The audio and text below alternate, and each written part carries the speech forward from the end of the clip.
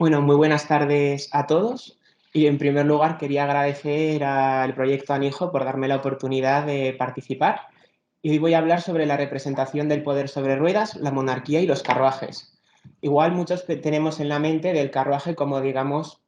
algo más antiguo, sin embargo hasta nuestros días sigue, como por ejemplo en septiembre de este año,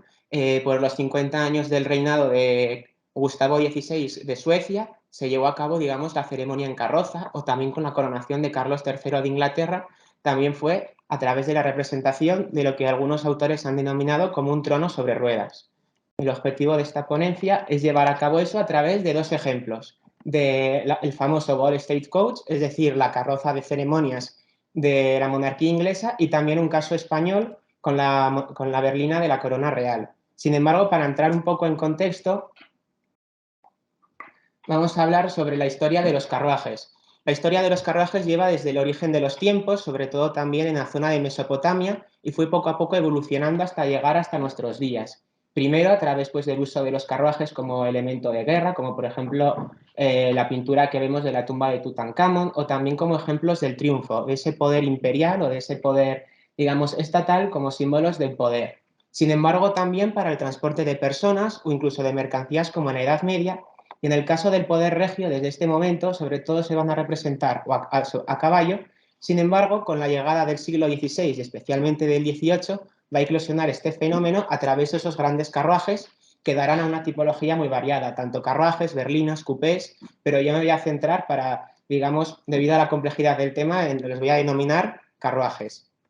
Para ello, sobre todo, me voy a centrar en que tienen en común la imagen de Apolo, es decir, ese elemento del poder que pretende dar la monarquía con esa asimilación de Apolo. Esa simulación que tiene de Apolo se lleva a cabo también desde el origen de los tiempos y uno de los primeros representantes es Augusto. En esas guerras civiles que va a haber al inicio del Imperio Romano entre Augusto y sobre todo Marco Antonio, Augusto siempre va a ser representado como lo apolíneo, el ejemplo de la virtud, del poder imperial de un buen gobernante frente a Marco Antonio, que va a ser representado como lo dionisiaco, es decir, lo oriental y el vicio. Y es aquí donde va a comenzar posteriormente en los siguientes emperadores, como los emperadores Probo, Marco Aurelio, Antonino Pío, se van a representar a través de sus monedas, si se fijan en el reverso, la figura de Apolo, un joven con una serie de rayos con el sol, como esa imagen del sol invicto y de la luz que llega a todo el mundo. Y esto mismo se va a seguir utilizando en la Edad Moderna, como por ejemplo en estas monedas conmemorativas de Felipe IV, donde se representa también el carro solar, con esa referencia a que llega a todo el mundo, llega esa virtud del buen gobernante y llega, por ejemplo, a nuestros días, como es el monumento de Alfonso XII de Madrid, donde se representa también al propio monarca acompañado de las figuras de Apolo, entre otras deidades. Sin embargo, como el objetivo de esta ponencia se centra en los carruajes, pasemos a hablar de ellos. El primero va a ser el Ball Stagecoach, es decir, la carroza que a alguno seguramente le suena porque ha sido, digamos, para las entradas del Parlamento de la reina Isabel II para su coronación o también hace poco para la coronación de Carlos III de Inglaterra. Como podemos observar, es una carroza que está hecha en madera y además también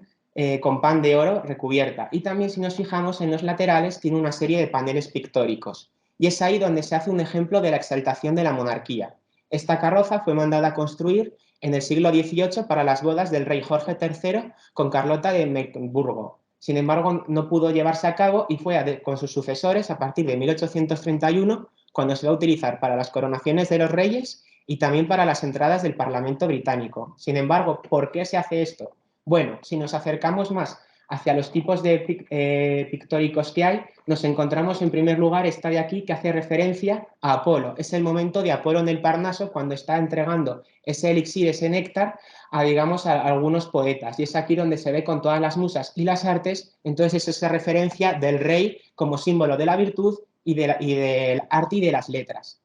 Además, también podemos ver en grabados de la época el pintor Giovanni Battista, lo que hace, digamos, es un pintor florentino que se va a establecer en la corte inglesa y vemos que van circulando por esa época y también en su zona de Italia distintos tipos de grabados, donde podemos ver esas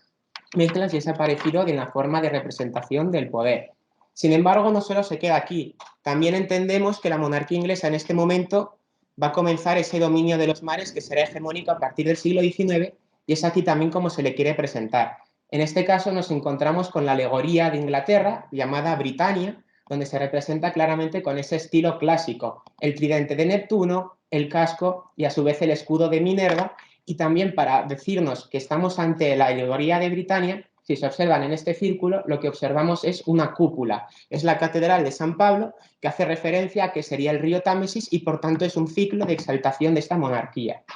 Y lo mismo ocurre también si decimos que va a ser la dueña de los mares, nos tenemos que encontrar obligatoriamente la pintura de Poseidón, que también el propio artista Giovanni Battista va a hacer una serie de grabados, esta actualmente se encuentra en el Museo de Chicago, donde trata de recrear también esa importancia de Neptuno como aquel, el dueño de los mares y también de todas las criaturas.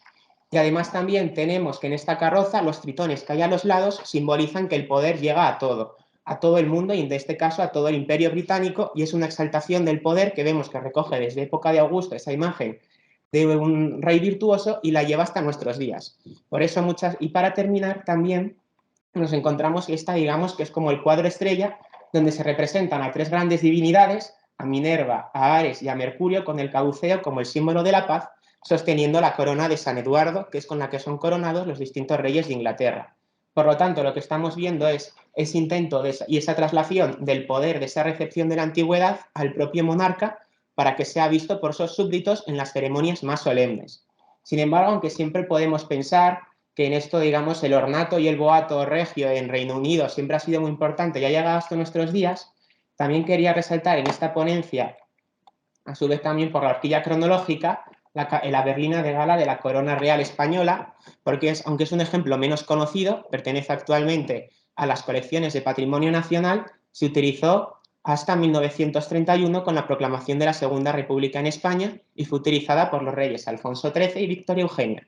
Esta fue mandada a construir en tiempos de Fernando VII como una especie, como algunos autores han llamado, de trono sobre ruedas, para llevar a los distintos monarcas a través de sus viajes o también en sus ceremonias como la apertura del Congreso y del Senado, y para hacer valer ese poder. Como vemos, no tiene, digamos, ese ornato tan rico como hemos visto en la de la monarquía inglesa, sin embargo, sí que tiene esas mismas alusiones. Aquí son fotografías de la época donde se representan a los propios reyes, a su vez ataviados con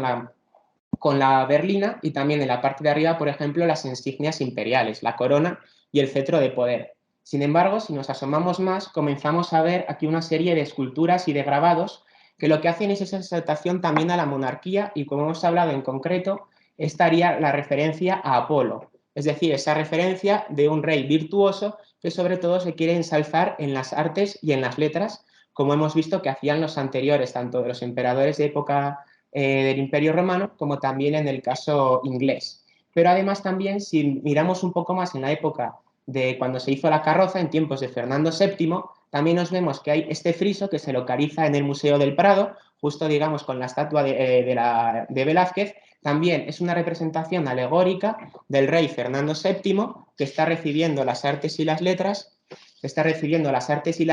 y está acompañado de las distintas deidades, como por ejemplo, pues aquí observamos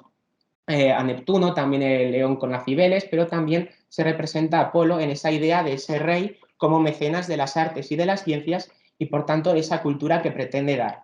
Y además el caso español tiene una serie de mayor complejidad porque en estos otros recuadros, aunque no se ven muy bien, aparecen otras representaciones como el carro de la aurora, el carro de Diana, del día, de la noche, y esas referencias también se hacen hacia la reina. Mientras Apolo es el rey, es el sol, la reina va a convertirse en Diana en la noche, para hacer ver que juntos la pareja monárquica controla todo lo que es esas virtudes y las lleva por todo el imperio, por la corona que tiene en la parte de arriba y también porque ahí está el orbe surmontado por la cruz. Significa que llevan todo su poder a todos sus dominios. Y también la aurora como esa referencia tanto al día y a la noche.